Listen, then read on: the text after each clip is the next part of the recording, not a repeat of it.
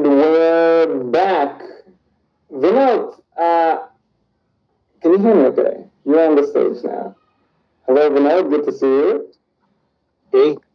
I think that I'll tell you just one thing before we let everybody in. The Cambrian explosion analogy was excellent, and I think just helped to frame, I think for me and a bunch of people that I saw in the chat, just helped to frame this day perfectly. Really, we're just seeing this explosion in open data formats too, but in engines, and just perfect analogy. And it's continuing to evolve, and I'm very excited to hear what with this panel, the kind of light that this panel will shine on this explosion moving forward. We're letting everybody in on Arturas. Welcome to the stage. Everyone. We got James, Dipti, and Jonathan. Hi, folks. All right, guys.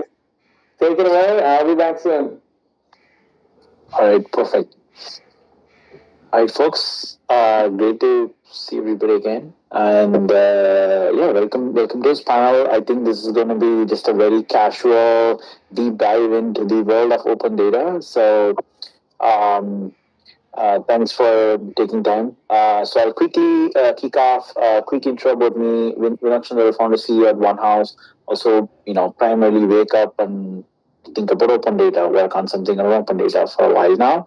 And I also have a lot of amazing folks here who work in and around the area. So I'll quickly do intros here, starting from Deepti. Deepti is VP and General Manager at Microsoft, managing OneLake, and also has a long storied career around databases, startups, and but not so. Deepti, thanks for being here. We look forward to kind of tapping into some of your wisdom here around this area. We also have Arturas. Arturas leads data platform at Kayak. Long-time Kayak user here. Still use it to pretty much every one of my trips. And Arturas has seen the different, we just talked about the Cambrian explosion. He's probably seen all the prior and the different variants of these systems in the trenches, dealt with them. So Arturas, I'm hoping you'll lend a deeper practitioner lens into the conversation today. And we have Jonathan, VP and Distinguished Engineer from Query. Actually brings a very different perspective to this panel around like data security. Somebody who's looking at it from like hey, what's going on? What are all these data systems doing? Kind of looking at it from a bird's eye view. So, and Jin from Uber, senior staff engineer working on data infrastructure. And as you all probably know, Uber is one of these companies where we build a lot of data infrastructure. I used to work at Uber. We originated the transactional data lake, the OG term for what we call data lake houses. So, Jing, happy to have you here and also learn as well. All right, so let's kick it off. And Deepti, I want to start from you. So we've seen this clear wave moving away from closed proprietary platforms towards open architectures. What do you think is fundamentally driving this? Is it cost, flexibility, community, something deeper? What's going on? Why now? Right? Yeah, thank you so much, Vinod, and thank you for having us here. Always fun talking about data and learnings as well, right? So there's definitely a big shift happening. Some of us who've been in this space for a while feel like we've been talking about it forever. But honestly, this is a foundational change that needs to happen through so many segments of customer bases, right? It's not just the Ubers of the world that kind of need to go through it. And there's various different reasons. While cost and flexibility are a big part of it, it comes down to, I think, three foundational things that we're seeing. One is just expanding use cases of data, right, in general. There's so much more that customers, users want to do with their data. It used to be analytics and reporting. Increasingly, it's all sorts of AI use cases. And so what this means is that data needs to be interoperable across systems, right? And what that means is that the second point is interop across databases, where we used to have a lot of proprietary formats in the past, and try to squeeze every bit of performance out of those formats. And in some ways, the customer was locked in. And today, it really is the interop, which is very important for customers because at the end of the day, it's their data, right? And they want to do different things with their data and possibly with different engines. So multiple engines then come into play, and if you truly want to interrupt across things, you need to have some consistency with the formats, and that's kind of the core reasons why we're seeing this change. For Microsoft, it was a very big deal to move away from proprietary formats that have been optimized for years and years to open formats. We started off with Delta. We now support Iceberg using Xtable, and we've been working with you in the community on this for some time. But it's not just one as well, right? The flexibility means multiple formats, especially the clouds. Our customers, we see all the options, and so that's how we're looking at it. Awesome. Great perspective. And we cut to Arthur. So you've been at Kite for over a decade. You've seen a bunch of things, right? So it's always, like I said, great to hear from those building in the trenches. How do you see the move to open data? Why do we think it's so great? Why do we end up with closed platforms as the norm? And what do you think are the top three reasons from a practitioner lens on why people move to an open platform? Thank you very much for having me here. Really, excited. As you said, like very often we from the trenches don't have to say a lot, just digging there and doing our work. I think like before I was going and talking about the move, we need to first realize like of the beginning of like why we need to move over to the open and like what happened before, like how did we end up in the world where we have this proprietary solutions available to us and why it's so interesting or useful for us be there, right? Like I think you are a very good example of that, which I just learned.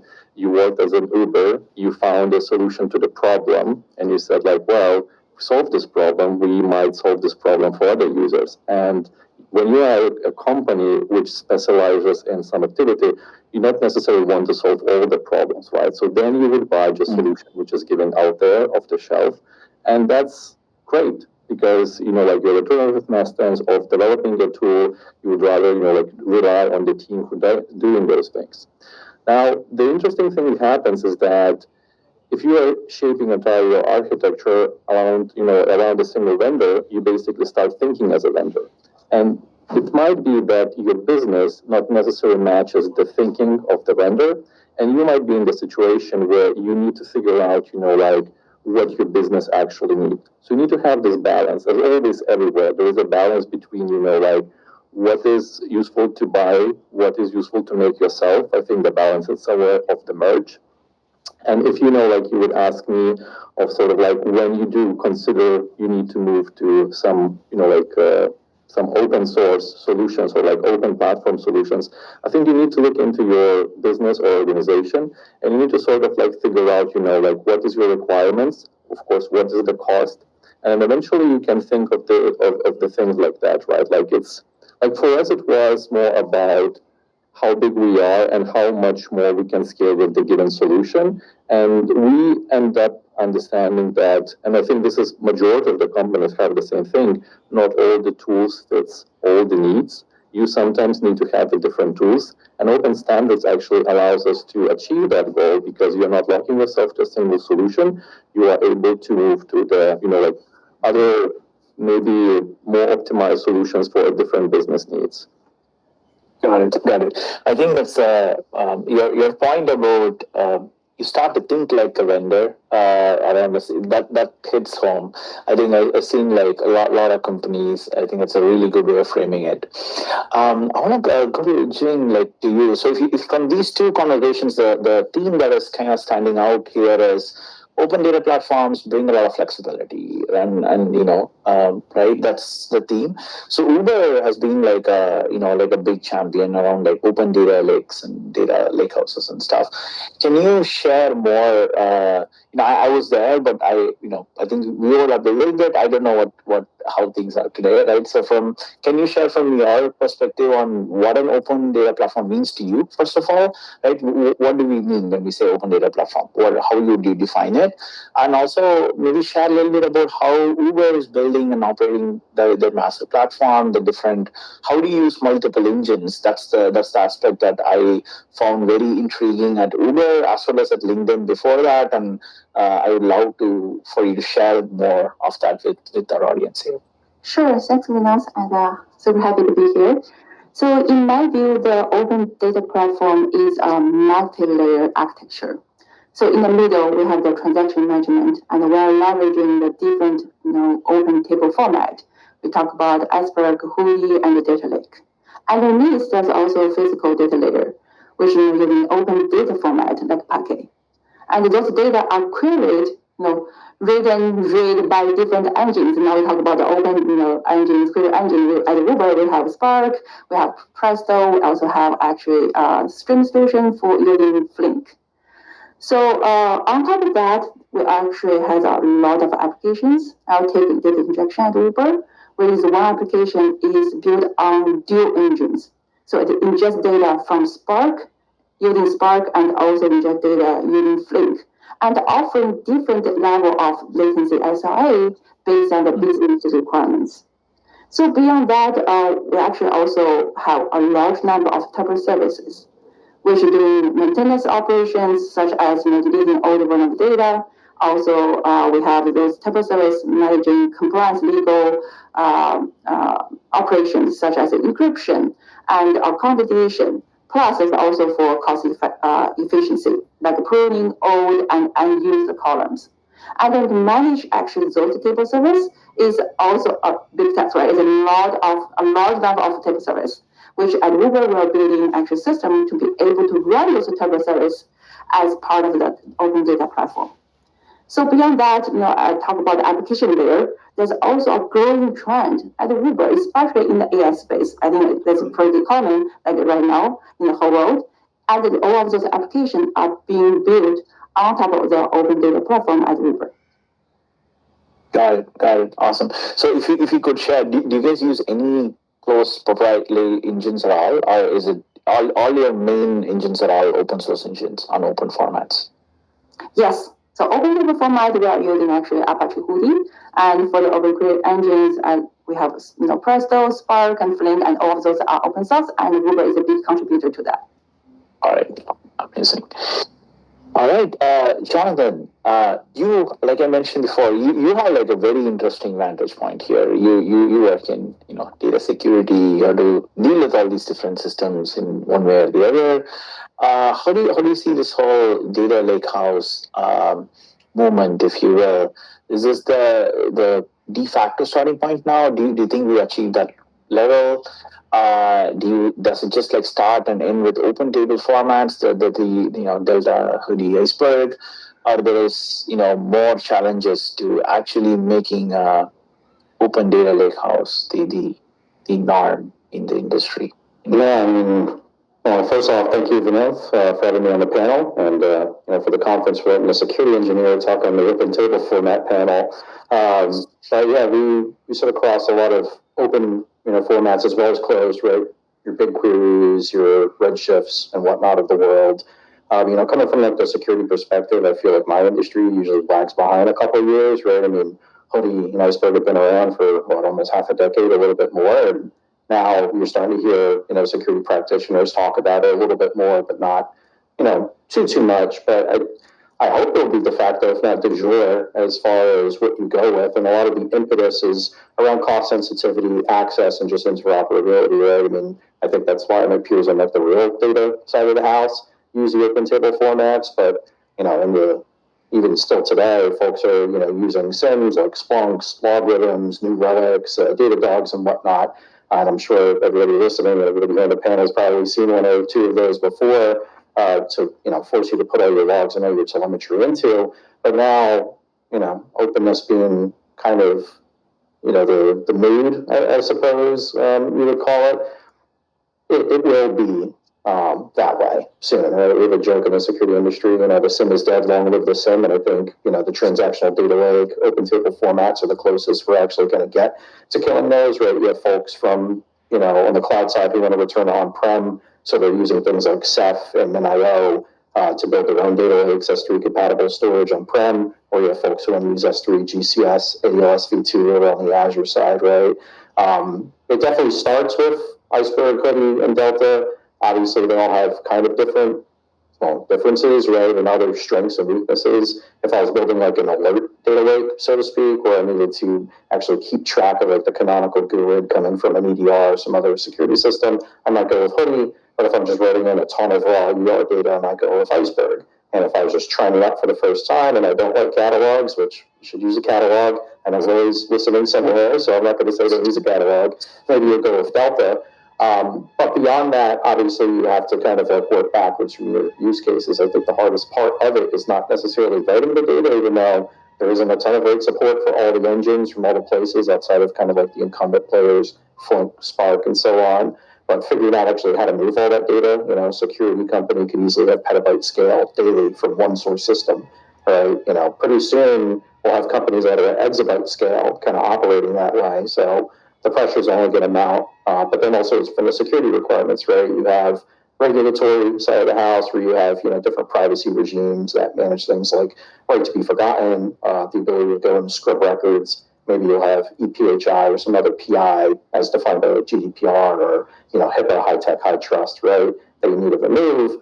But then at the same token, the data that's in your lake, in your warehouse, and that lake house, right, is also, it needs to be handled appropriately. So building, minimum necessary privileges and different sort of like security controls and constraints without hitting the brakes on people, right?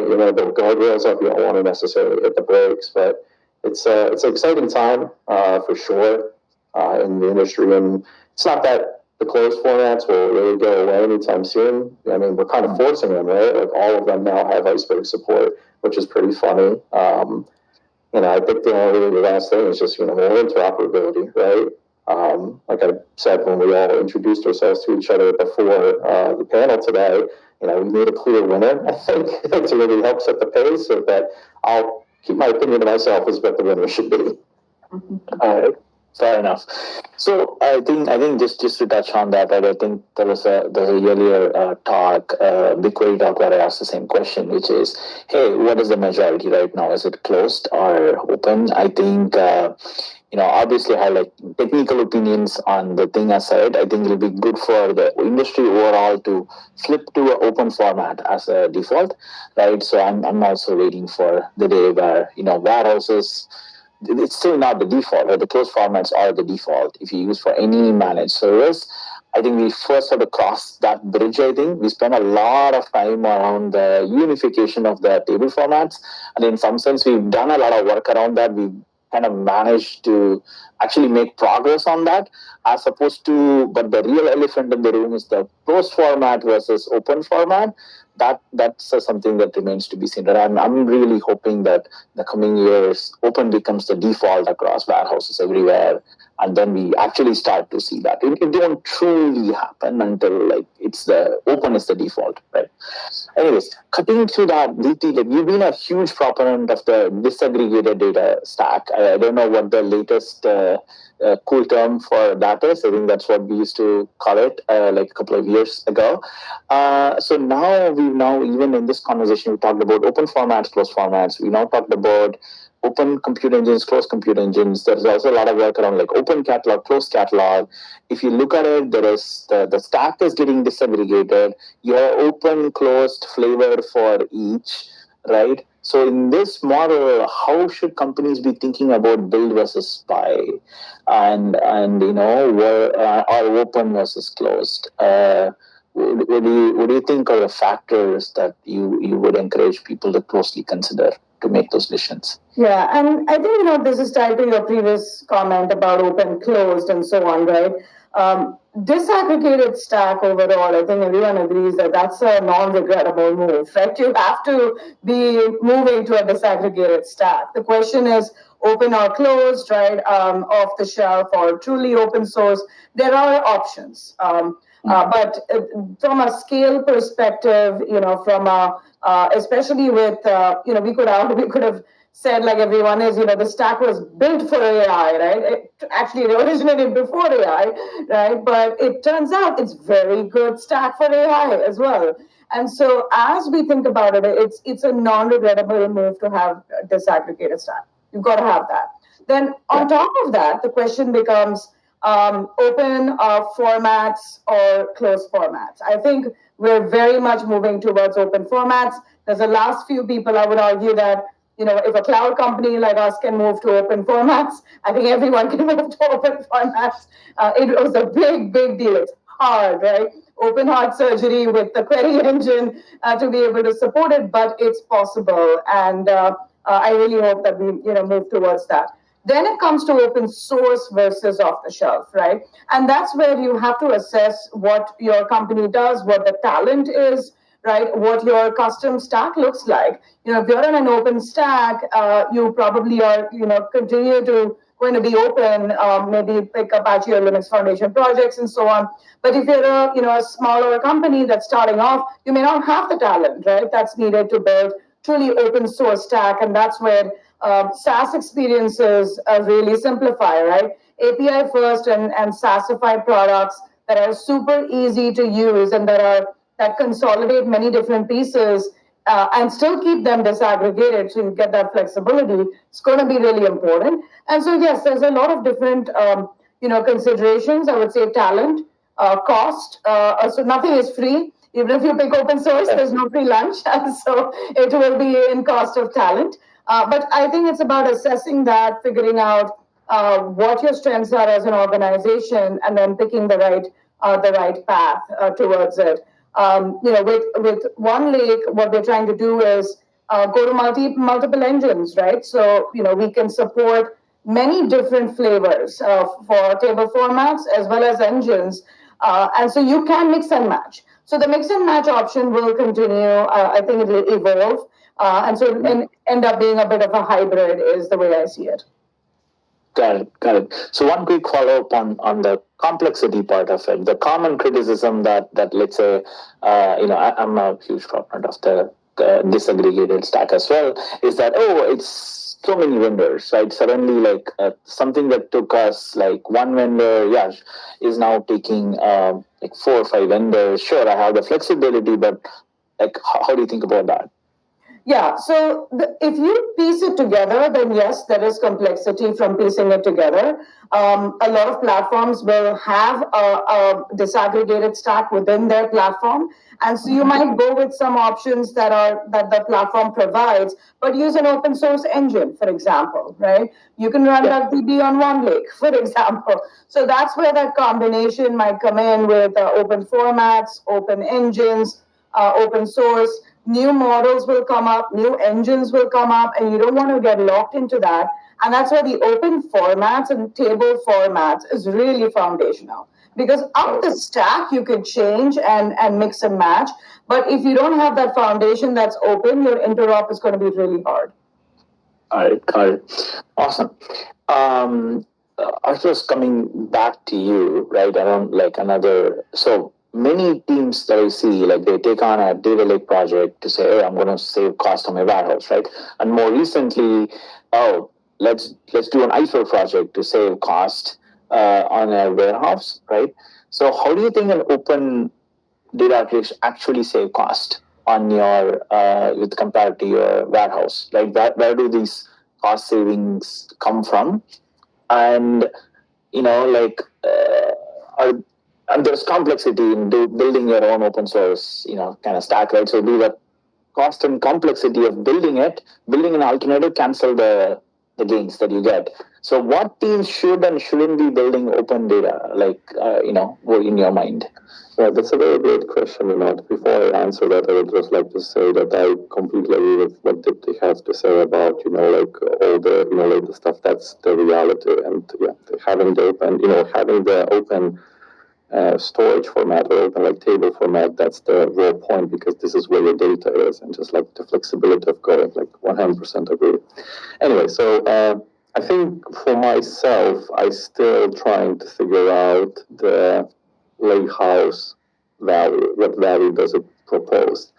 I'm not saying that this is, like a bad technology or anything like that. It's just like still need to validate to myself what type of the problem it is solving. Now, to your question about, like the teams going into the lakehouse, I think my 2 cents of, don't want to brag, but still like 2 cents of, like decades of experience, I would say the following, like look into your data, right? If you have just a couple megabytes of your, like daily, like you're producing a couple megabytes per day. I mean, you don't need to go to, like these open source formats. The Postgres will do just fine. If you have gigabytes of data, then you just, like it's most likely then you don't really have a data engineer, or like you maybe already have now a data engineer, but you still don't have a team.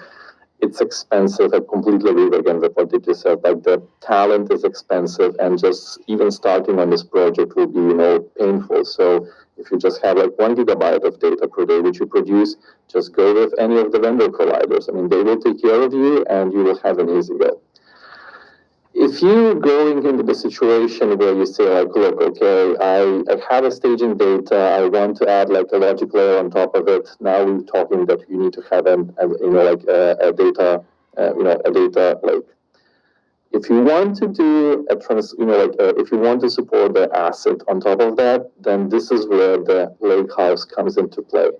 In my personal opinion, I think I will be always more pro the data warehouse when it comes to the performance, and sort of like ability to do so. The lakehouse solves a certain problems which many companies do have, but a certain size companies have. So my recommendation, for anyone going in there is to actually figure out if you really want to go there. If you really should go there.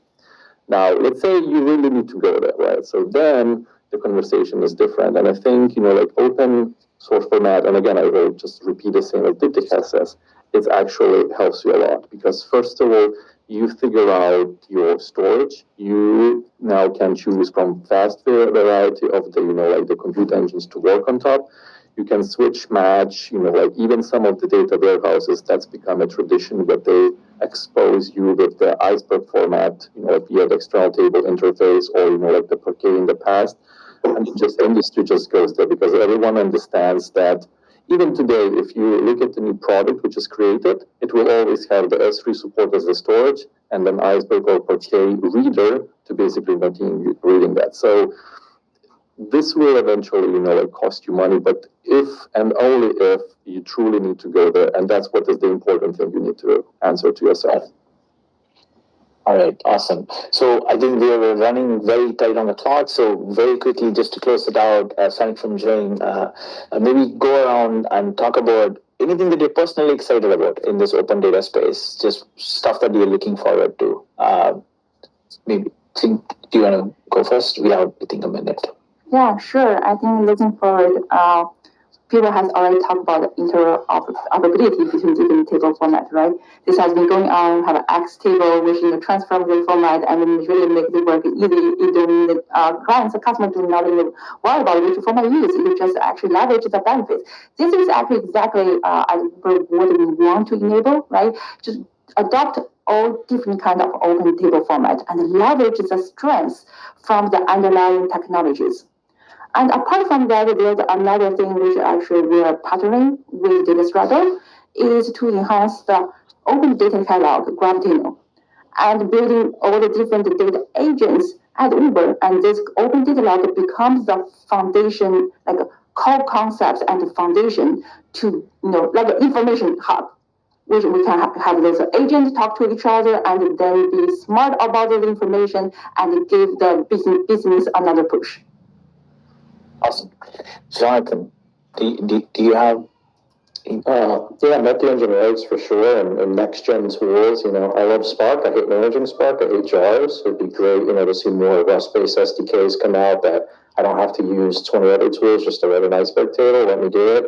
And I guess the milquetoast answer is more security features, right? The iceberg rest catalog getting extended to build in more authentication, authorization, use SSO, things like that.